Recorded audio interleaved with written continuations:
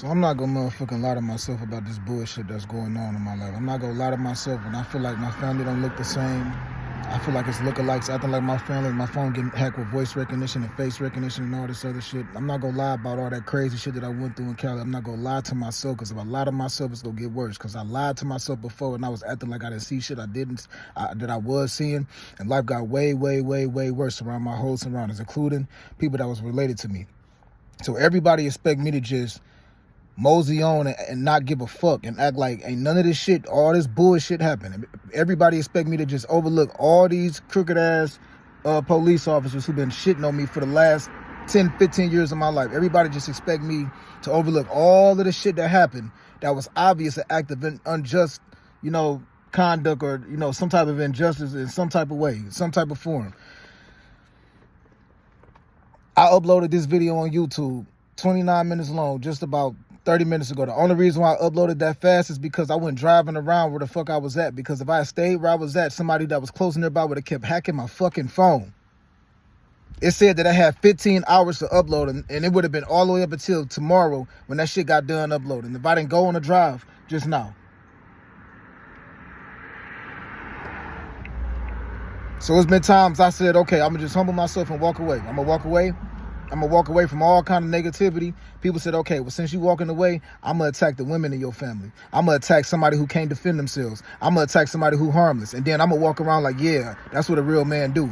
I'm gonna sneak behind your back and tell niggas that's around you, yeah, talk to that girl right there. He used to have sex with her. They used to be in a relationship. Talk to her. He got a sister with a whole lot of homegirls. Try to talk to one of his sister homegirls. And then what we gonna do is we gonna get in one big group and we gonna act like we thugs. We gonna get in one big group and we gonna act like, yeah, nigga, we them boys, we them real soldiers, we them real soldiers. But don't tell AJ. Keep him out of it.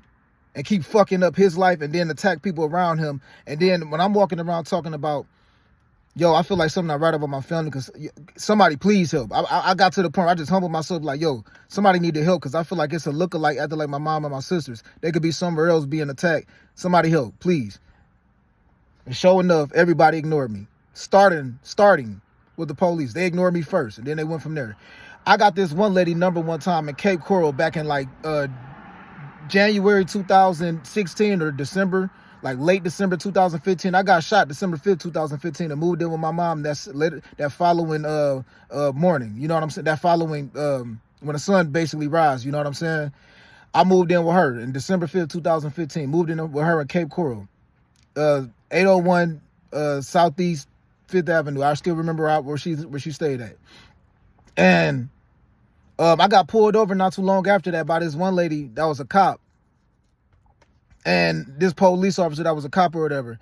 And I took a picture of that ticket, but I never put that online anywhere. I never put that up online anywhere. My ex-girlfriend ripped it up after that. I never put that ticket online. Never.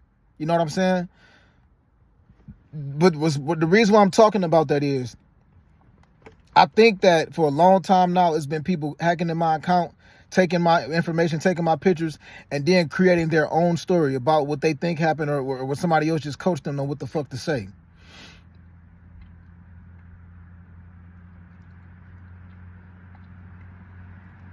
It's been a lot of lies told on me, yo. I'm still thinking about that car accident. I'm starting to think that the lady that was the owner of that car, when that dude ran into me on Schoolcraft in Granville back in the day, I'm starting to think that lady probably made up some lie.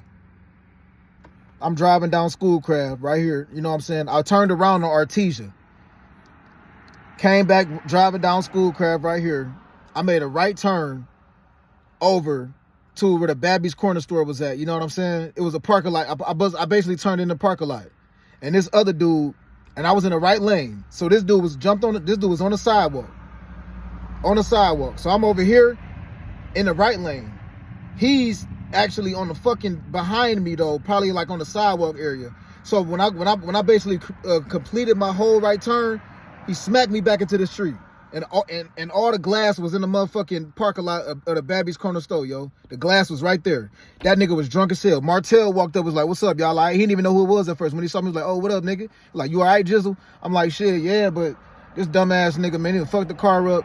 And my mom pulled up and he whispered to me, Martell whispered to me and my mom. She was like, hey, that nigga been drinking. That nigga got alcohol on his breath. I'm just letting y'all know. I'm gonna get up out of here before the hook pull up.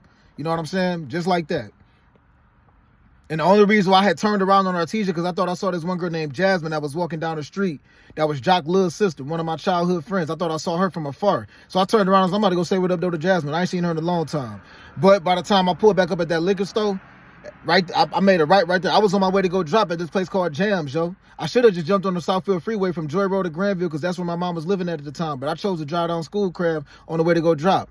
And I went to go drop. I had already violated probation at this time. You know what I'm saying? So they had me on a every single day call in and go drop schedule. If you called in and they basically gave you a color, and if they called you a color, you had to drop that day no matter what was going on.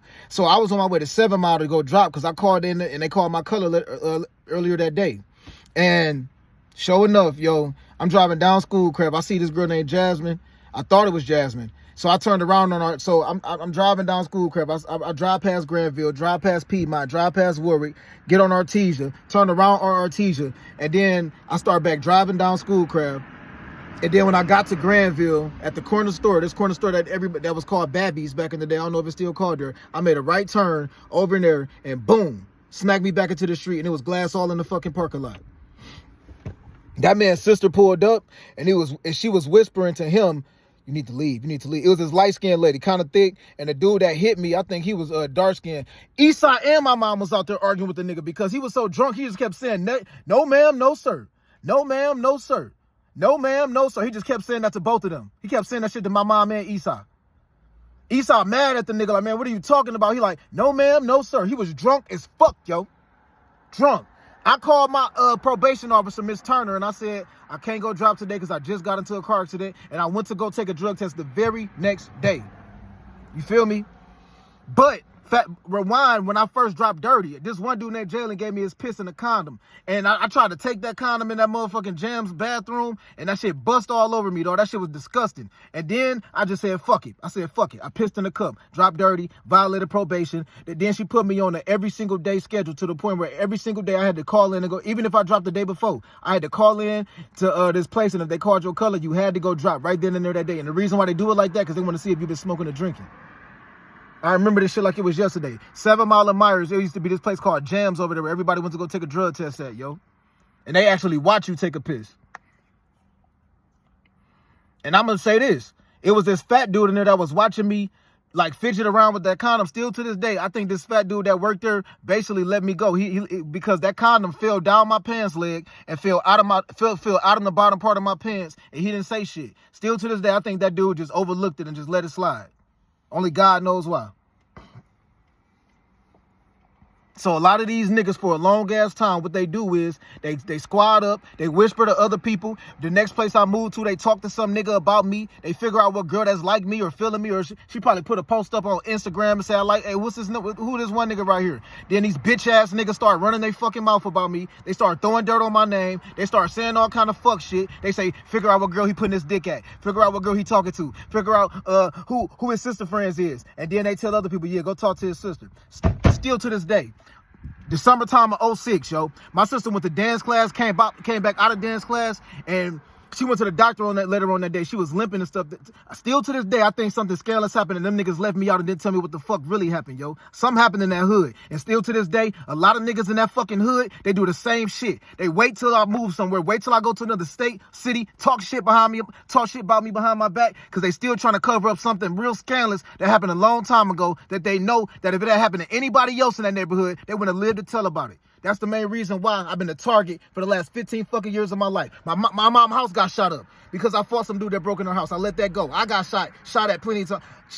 I got shot and shot at before. Let all of that go. I got robbed, people stealing from me and shit. I let that shit go. Every single motherfucking year, some bullshit happened. Walk away and let it go. But somehow, women in my family get targeted and attacked. And the same niggas that be doing this shit still just be walking around lollygagging, laughing because they got a block on my phone. So what they do is they block my phone away and run their fucking mouth. And they don't stop until something bad happened. And when something bad happened, they separate from each other, go back wherever they was at, and they wait till the next time my name start bubbling somewhere. I got another job somewhere. I'm making more pay somewhere. It's the same fucking cycle.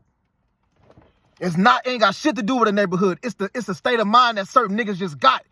It ain't got nothing to do with a fucking hood, dog. I know plenty of niggas in the D. I know plenty of niggas around every state that I lived at, and a lot of niggas don't move like that. It's a state of mind, dog. It's a certain spirit that certain niggas just got.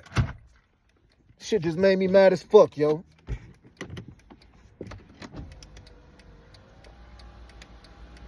Same old fuck shit every year.